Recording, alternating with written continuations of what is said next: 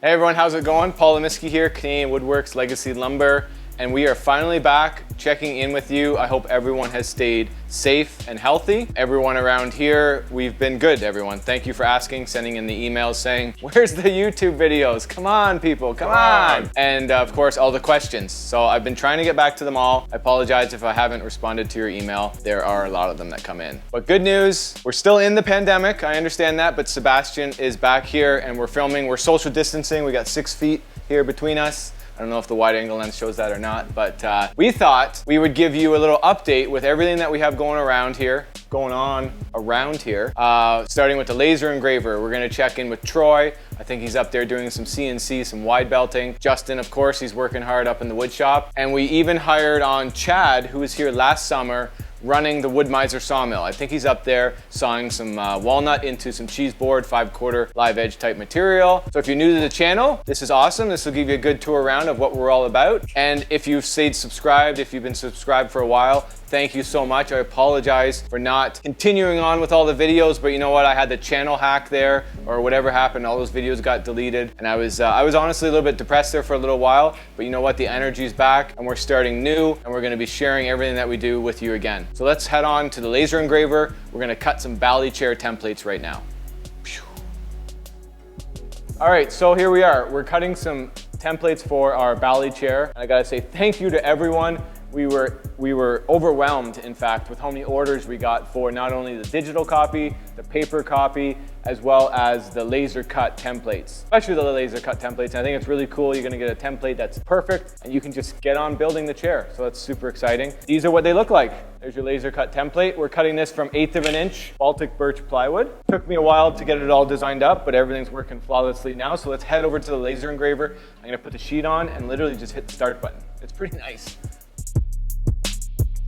So our sheet goes on. I just have layout here. You can see the tape I have on there, so I know exactly where to put my sheet. I need to turn the fan on, as well as, let's talk about this for a second. What did we learn about laser cutting for long periods of time? Well, the laser tube is actually water cooled. And in the ambient temperature of just the air, that water heats up way too much. It was literally like melting the bucket that we had the water in. So I learned that I needed to get a water chiller. So I want to say thank you for buying all my templates and also apologize that it took so long to get you your templates because we couldn't actually physically laser cut them without a water chiller. It's right over here. So this is a new addition. Here she is. Sounds so like the CW-5200. Industrial chiller from S&A. Now I'm going to turn this on. Very simply, it has a water in, water out, and it's going to maintain a temperature of around 15 to 18 degrees Celsius on the water. You can adjust all that if you need. So this was a mandatory piece of equipment that we needed to get to be able to cut for the length of time with the power settings that we're doing. So water chiller, one way to drain your pocketbook, folks. Thank you that we had a lot of templates to cut. We got them all laid out here. There they are. Seat slats, legs, all sorts of stuff. I've already downloaded the file to the laser engraver, the laser cutter. And here we go. Let's see what happens.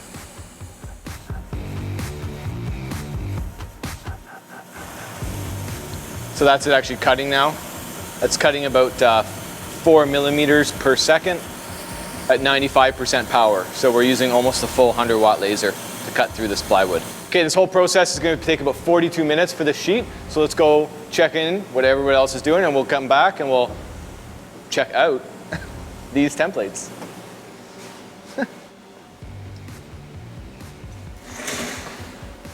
How are we doing today? Good. This is my wife, Amy. If you didn't already know, she's the backbone of the company. She handles most of the emails now, except for all the ones that I don't answer. She makes sure I at least know about them, and then I do answer them. Put them in check. What's put him in check? Keeping you in check. That's what she thinks. So how's everything going today? Good. Yeah, what are you doing? Email. Oh, it's a nice new fancy computer you have. Thank you. Upgraded. It's a 2012. New to us. It's fancy though. We had a 2019 before. Or no, 2009. 2009, that's right. All right, well, that's the Amy Lemiski check-in. Yep. Yeah, anything else to say? Nope. Same old. Same old. Don't want to be on video. All right, let's go see what everyone else is doing. All right, first stop is at our radio frequency vacuum kiln. Whew, that is a mouthful. What is it exactly? Basically, it's a reinforced chamber. All the wood gets slid into there. A vacuum is drawn, which means the oxygen is being pulled out of the chamber, and we're able to boil water at about 38 degrees Celsius. So the temperatures are cooler than a traditional kiln, but also the lumber dries from the inside out versus a conventional kiln, dehumidification kiln that dries the outside, and then that moisture moves from the inside to the outside. Let's check out R2D2. It's gonna tell me exactly what's going on with the wood. Okay, so here we are. It's got a little touch screen. What this is a 20,000 watt microwave, which is heating the lumber. It's got a min and max temperature, so I have this heating up to 52 degrees Celsius. It'll shut off. Cools down to 48 degrees Celsius, turns back on. I'm able to adjust those numbers as the wood dries. And we also have a vacuum setting. Typically changes it, stays right where it is, so I don't really have to touch it. Other than that, it's showing me that the wood's at 51 degrees right now, and we've been drying this lumber for 52 hours. We have 1 inch thick walnut in here right now, which should just need another couple days for a total of about 7 to 8 days to dry this thing. So thank you, R2D2. Keep up the hard work. I'm now talking like a computer for some reason. Let's go up into the... Rusty. My God. Let's go. I'll just say the noise is too loud in here. All right, it got way too loud in there. Air compressor turned on. R2D2 is cooling itself. Too much. There, air compressor's off. Perfect timing, right?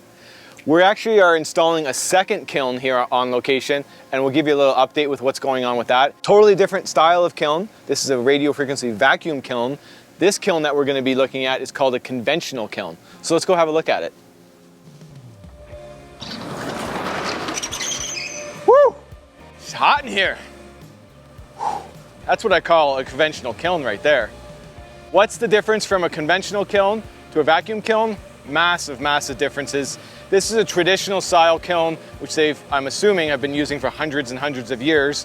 Basically, you have heated air at one end of the kiln. It's going to travel through all of the lumber, pulling out the moisture, and then that air is just going to vent out the opposite end. Now, it's not very energy efficient, but because we're going to be heating this with our wood boiler, the sawmill scraps are free, and the small fans to run it, very inexpensive to run it. So we have piping that's coming in, 184 degree water coming in to a radiator. And then it just basically has a fan blowing through the radiator, and then out the other side is that heated air. Pretty simple. And then we're going to have a bunch more fans in here still, circulating all the air around the lumber, and it's just going to vent out the opposite side, drying our lumber for free. Yes. Yes. Okay. All right, we just had a surprise order lumber show up. Pretty exciting. We had about 1,000 board feet of 5/4 Canadian black walnut, sawn for us by another sawyer that we purchased lumber from. We're just about to pull the pack off the... Comes on a trailer, I think. Whoa! Oh. We're gonna pull the lumber off the trailer right now. Let's go. 8 to 9 pounds per board foot. It was, yeah. All right, that was a workout. That was a workout.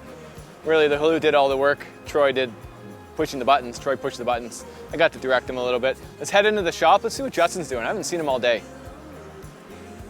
All right, here we are. We're inside the wood shop. Super nice place, always smelling good. Justin's always back there working hard. So let's go through a little walkthrough on things that we have going on in here. And we traveled across this giant stack of cookies. One advantage to having a vacuum kiln is you can literally dry any thickness of lumber within reason, but basically any thickness. These were cut at 6 inches thick on our sawmill. We then dried it. We've now surfaced them on the CNC, and we've wide belt sanded them. So they're sanded up to 120 grit beautifully, and they're dried right to the core down to 6% moisture content. So there won't be any movement. There won't be any big cracking after the fact. These make a pretty damn cool coffee table. So if you want a really, really unique cookie, nice and thick, properly dried, come on, get in touch. Let's go see what else we got going on in here. All right, we have a brand new table that's just come to life. And you know what? It's gotta be one of the most spectacular tables we've built in a very long time. What do you think, Justin? Is it? Oh, this thing's incredible. Incredible, folks. Incredible. It is actually incredible. 2 slab, book match, No sap down the middle. These were nice wide slabs. These were cut at 9/4. We dressed them. We're just under 2 inches thick on the table, which I think is a great thickness. We have our C-channel on the underside. 2 crotches. You can see how well this dried too in the vacuum kiln. There's absolutely zero defect created in that drying process. And I think the color is just fantastic too. So just a wonderful job by Justin. Rubio monocoat, folks. So we've sanded up to 220. I still got it.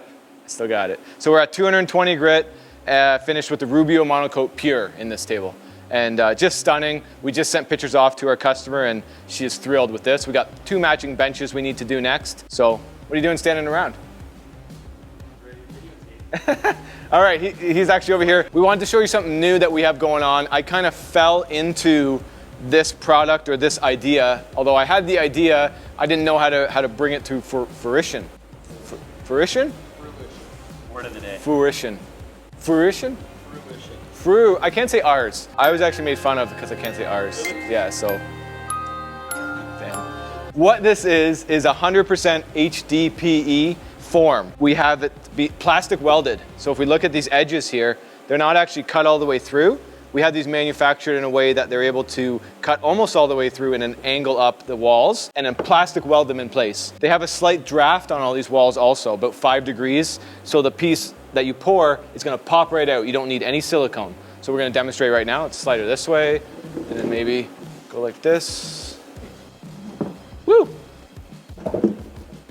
Now we've already popped it out, but this is just an example of how well it will actually come out without any silicone needed. All we do is a couple dabs on the piece of wood down to the form, and it's amazing. Nothing sticks to HDPE. We're ready to go. We can literally take this out of the form and probably be pouring within 20 minutes or so. Really quickly. And you can do some pretty amazing stuff with epoxy. Really beautiful stuff. We're gonna cut this up into a bunch of serving boards. Just kind of a test of this form, but it worked out really well. Very impressed. We got a bunch of other projects on the go. We have a Walnut River desk, I guess. Just about to get finish on it. This has the black and the silvers and the metallic. Got really cool movement going in this. So always exciting when you're in this stage because the next stage is finishing and it's gonna look oh so good. Little preview for you. There it is. Oh, it looks so good. Woo! Next up, and we're just waiting for the client's approval on exactly what to do with this piece, but this will be a desk, I believe, a desktop that we're gonna be filling in the small voids. Don't worry, folks, the whole thing won't be like a solid piece of epoxy. We're just gonna be filling in some of these voids, that way it's a little bit more functional. We're gonna be leaving this one fully open, which is pretty cool. And this is a very unique piece of wood, if not the most unique piece of wood we've ever had in the shop. This is 1,200-year-old olive wood from Greece. We met a gentleman that brought logs as well as lumber over from Greece. The families had farms there for generations. So this log might have even, this was one of the oldest ones he said they had, might have even been cut down a couple hundred years ago, and they kind of saved all the special ones. We brought it over here from this gentleman. We sawmilled it, we dried this, and I think it's just gonna be spectacular. Flip this thing up, look at this thing. It's like 3 1/4 inches thick and just gonna look stunning, I think. Exciting. Woo, anything else here? Oh, we'll keep the epoxy theme going. Let's check it out. We have some samples. We have all sorts of pieces here, actually. This was some testing of the new epoxy we've been using, the Chemtech epoxy from Quebec that we do sell through my Legacy Lumber Company, through my dealers. So these were just a bunch of pours that we were doing. We were testing different thicknesses, different products as well along the way. This one's actually stunning. Can't wait to get finished on this one. Gonna look crazy. We might even have to put some water on this one, show it to the camera. And then we have 2 samples here for a customer. We got a Burley Manitoba maple table that we'll be making, and we have kind of a translucent, we have a layer of black, actually opaque on the bottom, and slightly translucent on this, so you're gonna see a good depth. This is almost ready to get finish on it, so we can show the client. And this one has more of the gray metallic, and it's pretty translucent. You probably can't see me through it, but once we get finish on it, it's gonna look spectacular as well. So Justin's been working hard on these. Oh, there we go. We can see how deep it is. So hopefully later today, we're gonna get some finish on it. So we'll show you some really cool clips of bringing these 2 pieces to life. That's exciting. Oh, you wanna put some water on it? Speak up. Well, that came to life. Some nice like shimmer to it. And this one's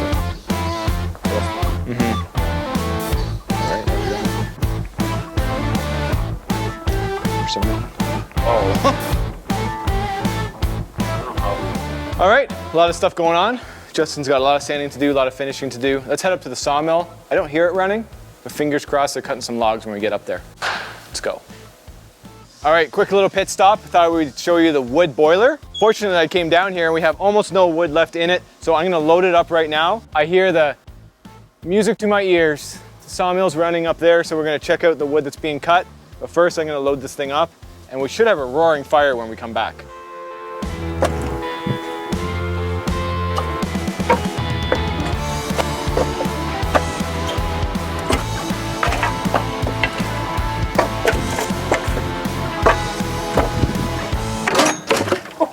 Oops, I missed. Did you get that? Yeah. Whoops. Maybe I'll place it in there. Woo! Let's head up to the sawmill. All right, we're back up here at the sawmill yard. Chad, the lead sawyer, he's back to it, cutting 5/4 Canadian black walnut. That is some pretty gnarly looking logs. Look at these logs. They do not look too pretty, but we literally try and turn everything that we get, especially walnut, into usable lumber. We kind of pride ourselves in that even. And then those cutoffs, like you saw, it's gonna heat our new kiln, it's gonna heat the wood shop using the wood boiler. So we're gonna get the mini excavator here, boom, we're gonna drop a log on the sawmill, and we're gonna cut one up. So let's do it.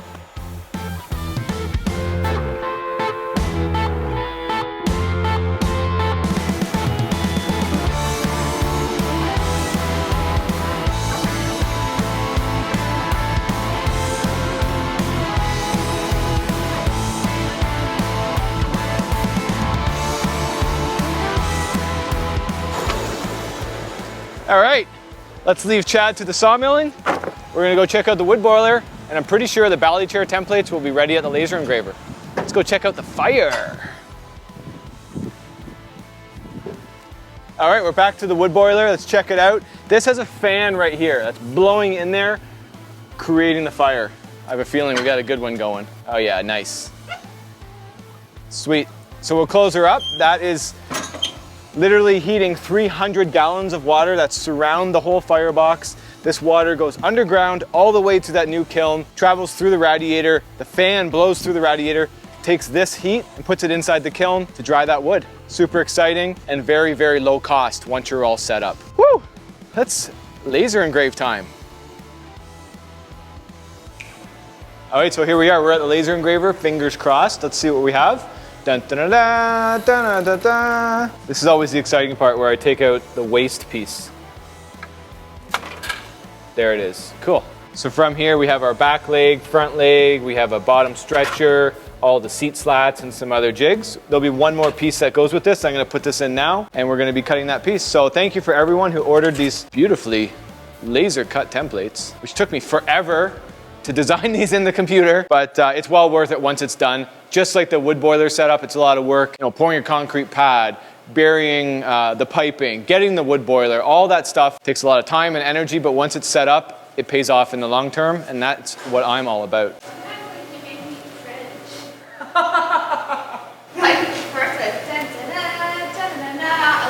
Oh my God.